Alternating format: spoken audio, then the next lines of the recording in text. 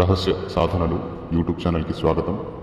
ఈ రోజున ఒక గుప్తమైన వీరుడి మంత్ర సాధన గురించి తెలియజేయడం జరుగుతుంది. ఆ వీరుడి సాధన ఒకే రోజులో ఏ ప్రకారంగా సిద్ధి చేసుకోవాలి అనేది కూడా తెలియజేయడం జరుగుతుంది.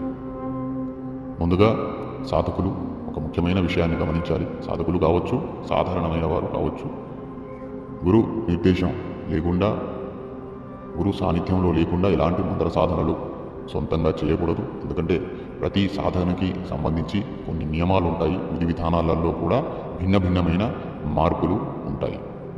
ప్రతి సాధనను ఒకే విధంగా చేయకూడదు.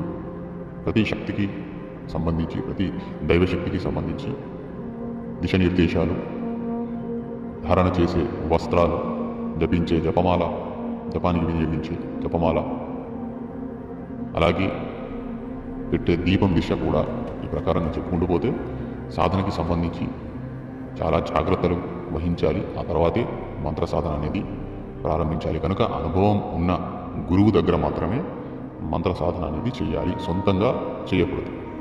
కాస్తో కూస్తో అనుభవం ఉన్న గురువు దగ్గర కూడా చేయవచ్చు, కానీ పూర్తిగా ఈ సాధనల గురించి తెలియకుండా సొంతంగా ఎలాంటి మంత్ర సాధనలు చేయకూడదు.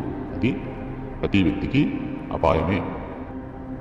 అలాగే ఇప్పుడు ఈ యొక్క గుప్తమైన వీరుడి సాధన గురించి తెలుసుకుందాము. ఈ యొక్క వీరుడు ఉగ్రంగా ఉంటాడు. తామసిక వీరుడు, అంటే తామసిక నైవేద్యం ద్వారా ఈ వీరుడు కార్యం చేయడం జరుగుతుంది. షట్కర్మలు ఈ వీరుడు చేస్తాడు.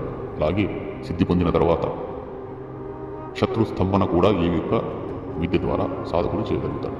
ఒకసారి ఈ వీరుడు సిద్ధి కలిగితే ఖచ్చితంగా సాధకుడికి రక్షణగా కూడా ఉంటాడు. సాధారణ రోజుల్లో అయితే ఈ యొక్క మంత్ర సాధన 21 రోజుల అనుష్ఠానం ఉంటుంది. ప్రతిరోజు 21 మాలల జపం చేయాలి. ఈ రోజుల్లో 21 రోజుల అనుష్ఠానం చేయడము, అలాగే రోజు 21 మాలల జపం చేయడం అంటే కొంచెం కఠినమైన విషయమే. అందుకని రేపు అనగా అక్టోబర్ 2వ తేదీన గ్రహణ సమయము రాత్రి 9:13 ప్రారంభమవుతుంది. అర్ధరాత్రి 3:17 వరకు. ఇది మన భారతదేశంలో పడట్లేదు గ్రహణం, కానీ గ్రహణ కాలంలో ఏదైనా మంత్రజపం జపిస్తే ఖచ్చితంగా దాని ప్రభావము, అలాగే ఫలితం సాధకుడికి కలుగుతుంది. దాని ప్రభావం కూడా సాధకుడి పైన పడుతుంది. ఈ యొక్క సాధన ఇంట్లోనే చేసుకోవచ్చు. ఏకాంత గదిలో సాధకుడు నలుపు రంగు ఆసనాన్ని పరుచుకొని నలుపు రంగు వస్త్రాలు ధారణ చేసి దక్షిణం దిశ వైపు తిరిగి కూర్చోవాలి. ఆసనం వేసుకొని ఎదురుగా ఒక పిడికెడు బియ్యాన్ని కుప్పలాగా పోసి ఆ బియ్యం పైన ఒక మట్టి దీపాన్ని పెట్టి అందులో ఆవాల నూనె వేసి దీపాన్ని ప్రజ్వలితం చేయాలి. దీపం యొక్క దిశ ఉత్తరం వైపు చూస్తూ ఉంటుంది. సాధకుడు కూర్చుని సాధకుడు దక్షిణం వైపు చూస్తూ ఉంటాడు. అనగా సాధకుడి దిశ దక్షిణం. సాధకుడికి ఎదురుగా దీపం ఉంటుంది. ఈ ప్రకారంగా ఈ యొక్క సాధనలో కూర్చోవాలి. అలాగే ఇంకొక మట్టి ప్లేట్లో మధిరం అనేది వేసి సాధకుడు ఈ యొక్క మంత్ర సాధన చేయాలి. మంత్ర జపానికి ఎలాంటి జపమాల వినియోగించకూడదు. చింతపండు ఉంటుంది కదా, ఆ చింతపండులోని గింజలు ఉంటాయి కదా, ఆ గింజలను చక్కగా తీసి శుద్ధి చేసుకొని 108 గింజలు సిద్ధం చేసుకొని మంత్రం జపిస్తూ ఒక్కొక్క గింజను ఒక గిన్నెలో నుంచి ఇంకో గిన్నెలోకి ఇలా మార్చుకుంటూ జపం చేయాలి. ఇందులో ఎలాంటి జపమాల వినియోగించకూడదు. ఈ యొక్క మంత్ర జప సంఖ్య, ఈ సిద్ధి జరగడానికి 2100 సార్లు జపిస్తే ఈ మంత్ర సిద్ధి కలుగుతుంది. 2 అగరబత్తులు కూడా ఈ సాధన ప్రారంభించే ముందు వెలిగించండి. అలాగే ఖచ్చితంగా ఈ ఉగ్ర సాధన కనుక మీ యొక్క శరీరానికి రక్షా కవచము చుట్టూ ఒక రక్షా రేఖ కూడా గీసుకోండి. అందుకే ముందుగానే చెప్పడం జరిగింది, అనుభవం ఉన్న సాధకుడు కానీ లేదా గురు పర్యవేక్షణలో కానీ సాధన చేయాలని. ఎందుకంటే అనుభవం ఉన్నవారు కావచ్చు, గురు పర్యవేక్షణలో ఉన్నవారు కావచ్చు, గురు మంత్ర సిద్ధి కలిగి ఉంటారు, శరీర రక్ష మంత్ర సిద్ధి కలిగి ఉంటారు, చుట్టూరు రక్షారేఖ మంత్రసిద్ధి కూడా కలిగి ఉంటారు.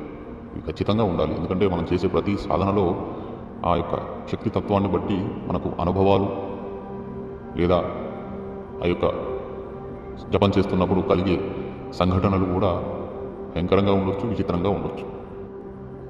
ఈ సాధన రాత్రి 9:30 ప్రారంభించవచ్చు.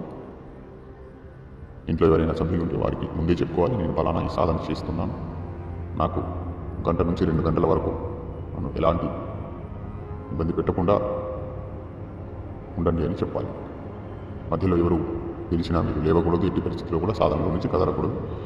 కొన్ని అనుభవాలు జరుగుతాయి, ఎవరో పిలిచినట్టు, లేదా కొన్ని ఆలోచనలు మీ మెదడులో రావడం జరుగుతుంది. వాటన్నింటినీ పక్కన పెట్టి ఈ యొక్క మంత్రజపం అనేది ఆగకుండా 2100 సార్లు జపించాలి. ఈ యొక్క మంత్రాన్ని జపించే ముందు ఓం గంగణపతయే నమః, ఓం నమః శివాయ, ఓం గురుభ్యో నమః. మీ దగ్గర గురుమంత్రం అనేది సిద్ధి కలిగి ఉంటే ఆ గురుమంత్రం అనేది ఒక్కొక్క మాల జపించి ఆ తర్వాత ఈ యొక్క మూలమంత్రాన్ని మీరు జపించాలి. ఈ ప్రకారంగా మీరు ఈ మూలమంత్రాన్ని 2100 సార్లు ఒకటే రోజు జపించినట్లయితే ఈ మంత్ర సిద్ధి కలుగుతుంది.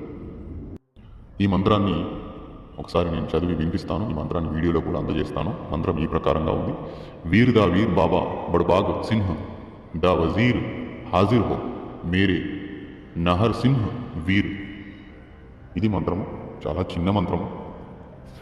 ఈ మంత్రాన్ని 2100 సార్లు జపించినట్లయితే ఖచ్చితంగా ఈ యొక్క వీరుడి అనుగ్రహము, వీరుడి దర్శనము అనేది కలుగుతుంది. ఈ యొక్క వీరుడు మీకు గనక క్షణిక మాధ్యమంలో దర్శనం ఇచ్చినా కూడా, లేదా మీకు ఆ యొక్క సాధనలో అదృశ్య రూపంలో మీకు ఏదైనా అనుభవం కలిగినా కూడా ఈ వీరుడి సిద్ధి కలిగినట్లు. ఈ మంత్ర సాధన సిద్ధి చేసుకున్న వాళ్ళు సాధన అనంతరము మరుసటి రోజు నన్ను సంప్రదించండి. ఈ మంత్ర సాధనకు సంబంధించిన ప్రయోగ విధానం అనేది మీకు పర్సనల్గా తెలియజేయడం జరుగుతుంది. అలాగే ఈ మంత్ర సాధన జపమైన తర్వాత సాధకుడు అదే గదిలో నిద్రించాలి. మరుసటి రోజు ఉదయాన్నే ఆ మట్టి చిప్ప, ఆ యొక్క దీపము నల్లబట్టలో మూట కట్టి ఏదైనా అమానుష ప్రాంతంలో పెట్టేసి రావాలి. ఈ ప్రకారంగా ఈ యొక్క గుప్తవీరుడు అనగా ఉగ్రవీరుడు సిద్ధి అనేది సాధకులు చేసుకోవచ్చు. గుర్తుపెట్టుకోండి, అనుభవం ఉన్నవాళ్ళు చేస్తే ఖచ్చితంగా ఇందులో ఫలితం 100% దొరుకుతుంది. ఎందుకంటే వాళ్ళు దేహరక్ష, అలాగే తమ చుట్టూ ఒక రక్షా కవచాన్ని వేసుకుంటారు. అలాగే దాంతోపాటుగా గురుమంత్ర సిద్ధి కలిగి ఉంటుంది కనుక వాళ్ళు ఈ 3 మంత్రాలను ప్రయోగించిన తర్వాత చాలా సరళంగా ఈ మంత్ర సిద్ధి కలుగుతుంది.